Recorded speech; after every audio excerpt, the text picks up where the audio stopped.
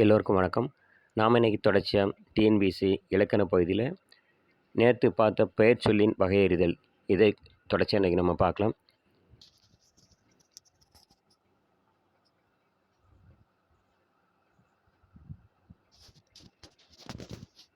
ஒன்றன் பெயரை குறிக்கும் சொல் பெயர் சொல்லாகும்.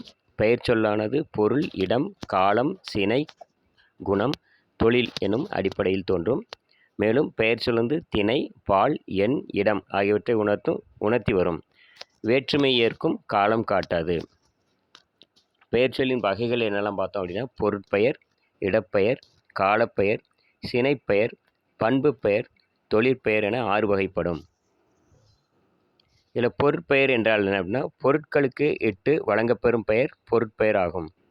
பொருட்பெயர் என்பது பொருட்களுக்கு இட்டு வழங்கப்பெறும் பெயர் பொருட்பெயர் ஆகும். எடுத்துக்காட்டு பார்த்தீங்கன்னா, பசு, மின்விசிறி, பேனா, குமரன், குமரி, ஆடு, மயில், மண், நீர், காற்று. அடுத்து இடப்பெயர். இடப்பெயர் என்பது ஒன்றன் இடத்தை சுட்டுகின்ற பெயராகும். அங்கு, இங்கு, எங்கு போன்ற சொற்கள் கு உருபு ஏற்று வருகின்ற இடப்பெயர்களுக்கு பதில் சொற்களாக அமைந்து வருகின்றன. இடப்பெயர் என்பது ஒன்றன் இடத்தை சுட்டுகின்ற பெயராகும். அங்கு, இங்கு, எங்கு போன்ற சொற்கள் கு உருபு ஏற்று வருகின்ற இடப்பெயர்களுக்கு பதில் சொற்களாக அமைந்து வருகின்றன. இடப்பெயருக்கு எடுத்துக்காட்டு பார்த்தீங்கன்னா, மதுரை, திருச்சி, சென்னை, கொல்லிமலை, வாழைத்தோட்டம், பூஞ்சோலை. இடப்பெயருக்கு எடுத்துக்காட்டு மதுரை, திருச்சி, சென்னை, கொல்லிமலை, வாழைத்தோட்டம், பூஞ்சோலை. அடுத்து காலப்பெயர். காலப்பெயர் என்பது ஒரு குறிப்பிட்ட காலத்தை உணர்த்தும் பெயர் ஆகும்.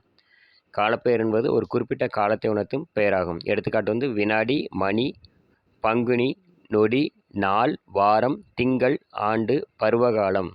காலப்பெயருக்கு எடுத்துக்காட்டு வினாடி, மணி, பங்குனி, நொடி, மணி, நாள், வாரம், திங்கள், ஆண்டு, பருவகாலம். அடுத்து பார்த்தீங்கன்னா, சினைப்பெயர். சினைப்பெயர் ஒரு பொருளின் உறுப்பினை குறிக்கும் பெயர் சினைப்பெயர் ஆகும். பொதுவாக சினைப்பெயர் என்பதற்கு உறுப்பு என்று பொருள் ஆகும். சினைப்பெயர் என்பது ஒரு பொருளின் உறுப்பினை குறிக்கும் பெயர் சினைப்பெயர் ஆகும். பொதுவாக சினைப்பெயர் என்பதற்கு உறுப்பு என்று பொருளாகும். சினைப்பெயர் எடுத்துக்காட்டு பார்த்தீங்கன்னா, காது, மூக்கு, கண், தண்டு, இலை, வால். சினைப்பெயருக்கு எடுத்துக்காட்டு காது, மூக்கு, கண், தண்டு, இலை, வால். அடுத்து பண்பு பெயர். ஒரு பொருளின் பண்பை உணர்த்தும் பெயர் பண்பு பெயராகும். ஒரு பொருளின் பண்பை உணர்த்தும் பெயர் பண்பு பெயராகும். பண்பு பெயரானது நிறம், வடிவம், சுவை, குணம், அளவு ஆகியவற்றை பொறுத்து அமையும். பண்பு பெயரானது நிறம், வடிவம், சுவை, குணம், அளவு ஆகியவற்றை பொறுத்து அமையும். பண்பு பெயரானது அதிகமாக மை விகுதி பெற்று அமையும். பண்பு பெயரானது அதிகமாக மை விகுதி பெற்று அமையும். எடுத்துக்காட்டு பார்த்தீங்கன்னா, பசுமை, கருமை, வெண்மை, புளிப்பு, இனியன், வட்டம், அரை, அழகு. பண்பு பெயருக்கு எடுத்துக்காட்டு பார்த்தீங்கன்னா, பசுமை, கருமை, வெண்மை, புளிப்பு, இனியன், வட்டம், அரை, அழகு ஆகும். அடுத்து தொழிற்பெயர். ஒன்றின் தொழிலை உணர்த்தும் பெயர் தொழிற்பெயர் ஆகும். தொழிற்பெயர் என்பது ஒன்றின் தொழிலை உணர்த்தும் பெயர் தொழிற்பெயராகும். தொழிற்பெயரானது தல், அல், ஐ, அம் போன்ற விகுதியுடன் அமையும். தொழிற்பெயர் தல், அல், ஐ, அம் போன்ற விகுதியுடன் அமையும். எடுத்துக்காட்டு பார்த்தீங்கன்னா, ஆடல், பாடல், நடித்தல், குறித்தல், செயல், செய்கை, உறங்குதல். தொழிற்பெயருக்கு எடுத்துக்காட்டு ஆடல், பாடல், நடித்தல், குறித்தல், செயல், செய்கை, உறங்குதல். அடுத்து தொழிற்பெயரின் வகைகள். சொற்கள் புணரும் போது தொழிற்பெயரை 2 வகையாக பிரிக்கலாம். தொழிற்பெயரின் வகையில் சொற்கள் புணரும் போது தொழிற்பெயரை 2 வகைகளாக பிரிக்கலாம். முதன்மை தொழிற்பெயர், முதனிலை திரிந்த தொழிற்பெயர். முதன்மை தொழிற்பெயர், முதனிலை திரிந்த தொழிற்பெயர். இதில் முதனிலை தொழிற்பெயர் என்பது தொழிற்பெயரின் பகுதி ஒன்று மட்டும் விகுதி இல்லாமல் வருவதாகும். முதல்நிலை தொழிற்பெயர் என்பது தொழிற்பெயரின் பகுதி ஒன்று மட்டும் விகுதி இல்லாமல் வருவதாகும். எடுத்துக்காட்டு பார்த்தீங்கன்னா, தொழிற்பெயர் வாழ்தல், முதல்நிலை தொழிற்பெயர் வாழ். தொழிற்பெயர் வாழ்தல், முதல்நிலை தொழிற்பெயர் வாழ். இன்னொரு எடுத்துக்காட்டு பார்த்தீங்கன்னா, கெடுதல். தொழிற்பெயர் கெடுதல், முதல்நிலை தொழிற்பெயர் கெடு. அடுத்து முதுநிலை திரிந்த தொழிற்பெயர் என்றால் என்ன? முதுநிலை திரிந்த தொழிற்பெயர் என்பது விகுதி கெட்டு பகுதி மட்டும் திரிந்து வருவது ஆகும்.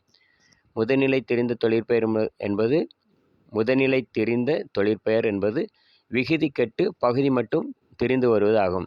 எடுத்துக்காட்டு பார்த்தீங்கன்னா, தொழிற்பெயர் வந்து பெறுதல். முதுநிலை திரிந்த தொழிற்பெயர் வந்து பேறு.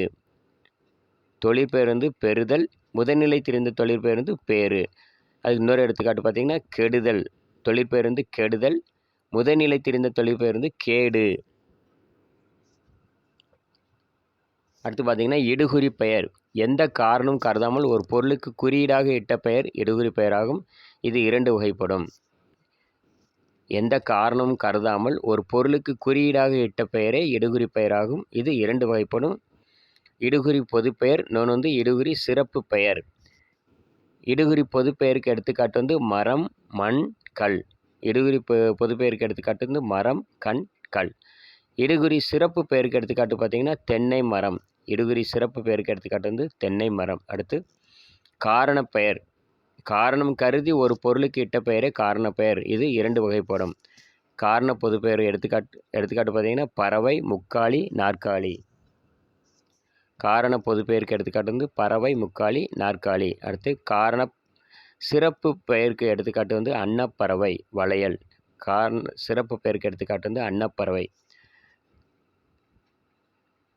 வீடியோ முழுமையாக ஸ்கிப் பண்ணாமல் பாருங்கள். டிஎன்பிஎஸ்சி குரூப் எழுத போகிற எல்லாருக்குமே கண்டிப்பாக ஏதோ ஒரு வகையில் கண்டிப்பாக பயனுள்ளதாக இருக்கும் நம்புகிறேன்.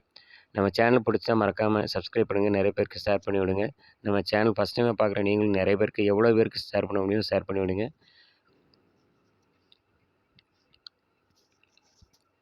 என்னோடய வீடியோ நோட்டிஃபிகேஷன் தொடர்ச்சி வரணும் பக்கத்தில் இருக்க பெல் பட்டனை மறக்காமல் ப்ரெஸ் பண்ணுங்கள். எல்லாருக்கும் எந்த அளவுக்கு பயன் இருக்குதா அப்படிங்கிறத கமெண்ட் பண்ணுங்கள். வேறு எந்த பகுதியிலையும் வினாடி வேணாலும் சொல்லுங்கள்.